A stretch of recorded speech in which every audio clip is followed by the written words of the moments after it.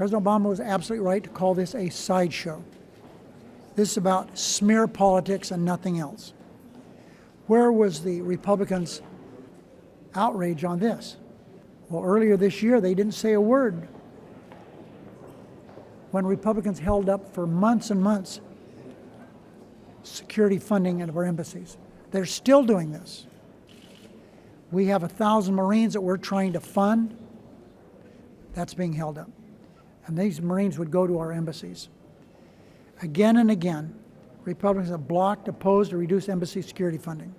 And they continue to support the sequester, which would further reduce embassy security funding. So again, where is their outrage on this?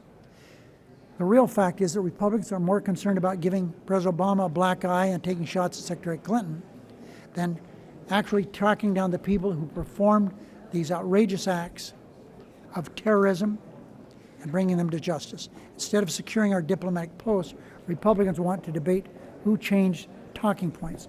And one need only look at the New York Times today and read the Republican conservative columnist David Brooks.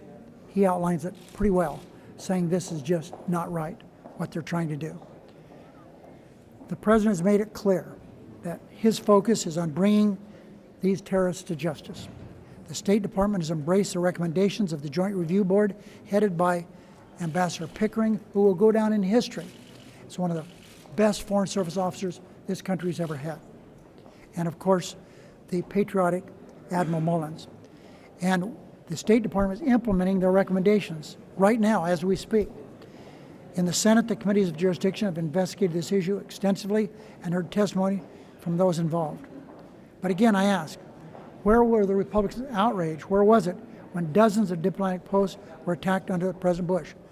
64 to be exact.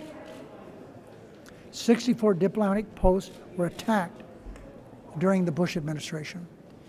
This issue is about generating headlines and campaign fodder for Republicans and nothing else.